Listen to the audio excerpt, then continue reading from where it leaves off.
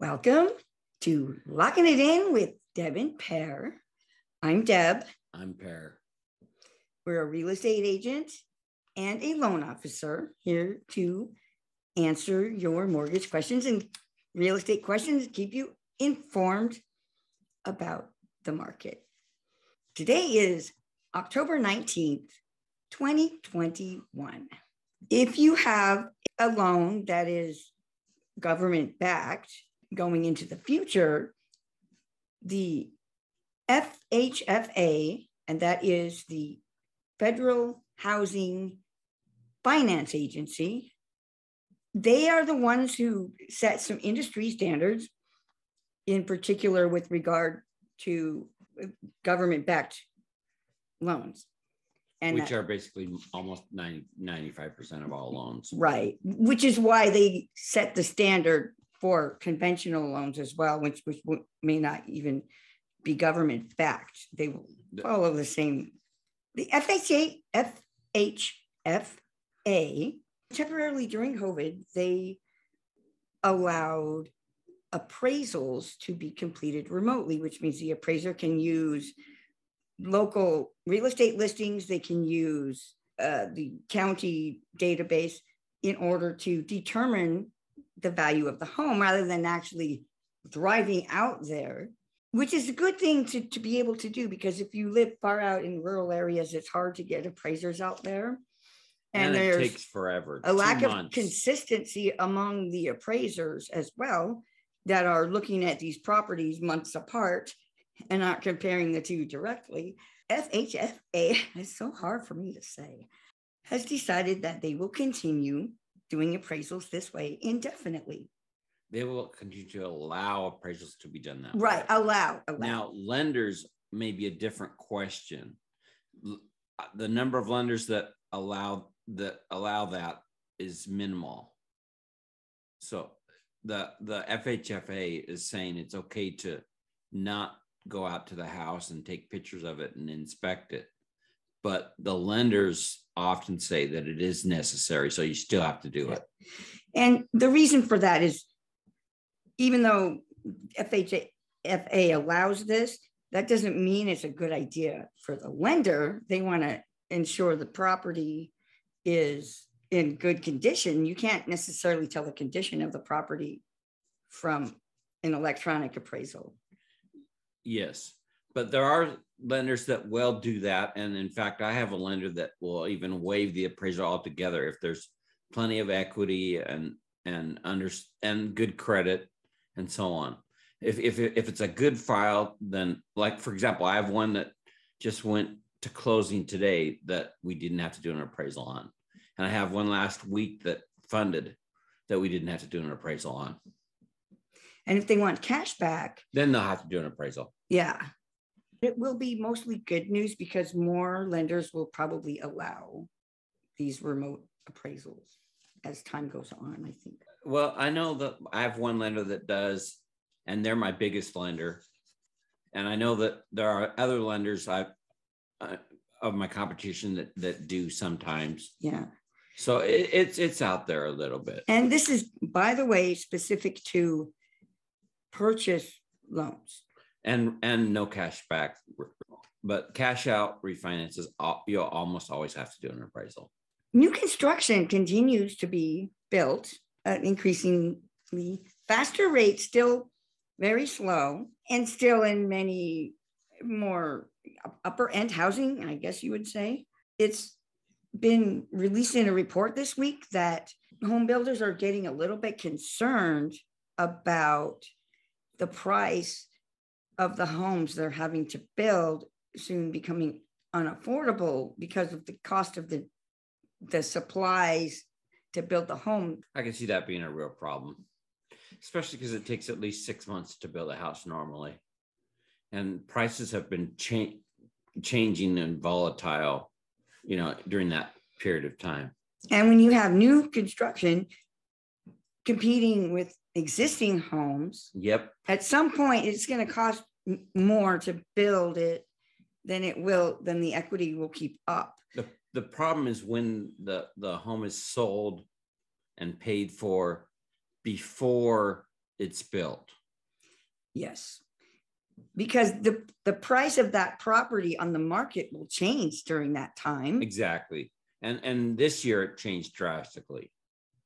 Yeah. By the time it's built, the contract's already been signed. It's already signed from before the house is built.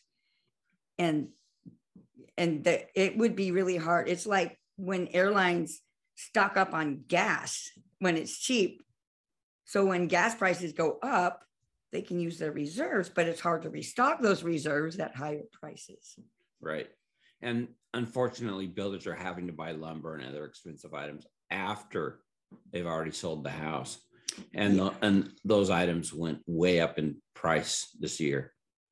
So they could be underwater very easily. Right now, Redfin is reporting that a third of homes on the market go under contract within 1 week. And I would say I've seen them go under contract within 2 days, typically. But this is throughout the United States. And by the way, this is up over 2 points just since last month. We have still a very strong demand, and there's actually a 4% increase in the number of pending home sales over last year, which is good. That means the market is strong. People are still buying homes. People are still selling homes. If you're thinking about selling your home, it's still a great time. 46% of all homes sell for above list price right now. And the average amount that you would sell over list price is about 0.7% on average. And I think it's probably, that's for the whole United States. I think so. It's probably higher here. Yeah. Much higher. Yeah. This is averaging everything. I was talking to a buyer recently, and he said that his parents recently purchased a home, but before they purchased the home, they had to compete with several offers on other homes that were $100,000 above list price. Yeah. And that wasn't even in Seattle. That was in Lacey and in Olympia. So it's a real 100,000 over list price. I haven't seen that. Depends. It's in the nicer home. Yeah, that's a pricey neighborhood. I've seen homes, in the $500,000 range, but these homes have got to be maybe closer to $1 million. I don't know. Yep, definitely. Yeah. This I don't think is this true here? Gaps in refinances to creditworthy. It's not true in my market. Because I haven't seen that either. That's discrimination. Yeah. I don't see the discrimination. I really don't. Yeah. I haven't really seen that in from my end either. Where low risk, low income buyers are getting. I know that it could be a problem because as a loan officer, we're paid mainly based on the loan amount size, and the bigger loan amounts pay more, obviously, much more. But I haven't seen that as an issue. I understand as loan officers, you might focus on more creditworthy borrowers who have more money because they get bigger loans. They can call you back. They qualify easier. It's less work for you. You can get more referrals that are of the same creditworthiness generally. Yeah, there's definitely motivation to do that, but I don't see it happening. Yeah. And I haven't seen that happening either. In fact, I've seen you have borrowers with amazingly low credit scores that you've gotten loans for. Absolutely. I'm doing a lot of that. And with the fact that, like last week, we were talking about the zero down payment assistance program. I just received last night, a new borrower with a credit score just above 600 that qualifies for that program to purchase a home. That's great. So yes, I'm seeing a lot of lower credit score borrowers getting loans, and even those with lower loan amounts. I guess the big challenge here is the amount of money they can borrow if you're trying to buy a house in this market. it's hard to find a house that's less than 300,000. It's hard, but they're out there, and they're mainly private sales that I'm seeing, and I'm seeing quite a few of those actually. That's a good percentage of my business.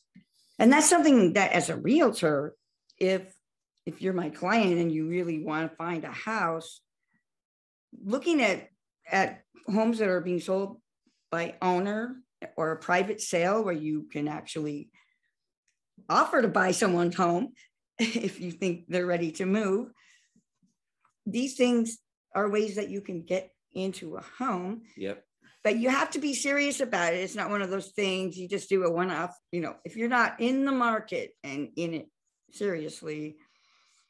In fact, at the one last night, the borrower's credit score was a 603, which qualifies him for the down payment assistance program. He was referred to me by the seller, and it's a private sale. Mm-hmm. And the sale price is $250, which is below the normal market range. Yeah. And here's the thing. A lot of sellers, they don't like the idea of paying commission. Yes. And they're avoiding that. And the thing about commission is if you don't hire a realtor, you will sell your home for less. If you sell the home yourself, you're not going to have to pay the 6% commission. You will get 5 or 6% less for your home guaranteed. And the amount of money, the amount of equity you have with this final sale price is, the realtor's commission is factored into that, which is one reason why, if you're selling the home yourself, you won't earn that extra 5% by selling it that way. You will have to discount the property. The other thing is, and this is more a concern for the buyer, if the seller doesn't have their own agent representing them, they don't know what they're supposed to do at each phase of the sale. They don't know what they're doing. And I'm not working for the seller. I'm working for the buyer. So I can't advise the seller. It complicates my job enormously. It's just, I have to explain it to them, and they don't get it right. And it's really complicated, the stuff that happens. And it's not a guarantee to close in many cases. Well, they close, but they do close. They take longer, and the seller gets less money. I have to work twice as hard for the money because I am representing the buyer, but I have to do all the work that the seller's agent usually does. And the seller that's a FSBO is generally wanting to pay me less money. Yep. For twice the work and additional legal liability. People don't realize that as a real estate agent, I have a limited license to practice law. That's why we get paid what we do. The legal contracts are legal contracts, and they're very serious. All these little things in real estate are a big deal and require a lot of knowledge and diligence to manage. And I think many sellers don't realize that. And when they try to sell it themselves, they have a lot of complications they don't anticipate. Number one, you have to let strangers into your house that you don't know or haven't had a background check on. That's number one. You might not know you shouldn't leave your jewelry box in the bedroom when you do this. You might not understand about inspections or appraisals or why you have to fix this, or that you have to get your title eliminated on your manufactured home. Yeah, that's a big one. That's a big one.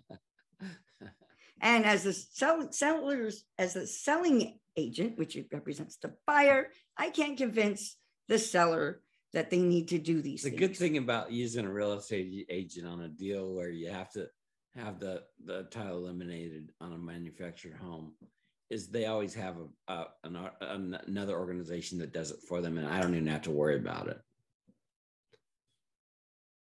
Yeah.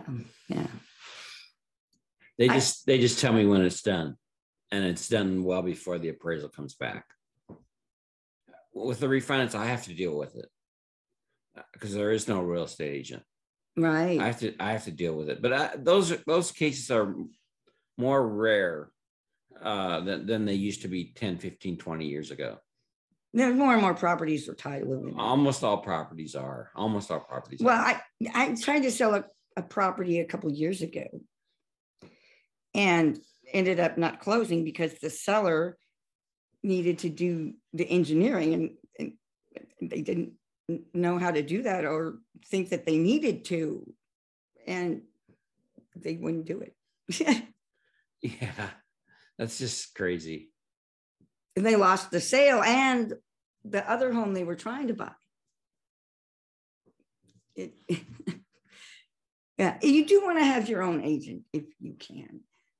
I think if I were to do a transaction like this again, where the seller represents themselves, I would negotiate a dual agency.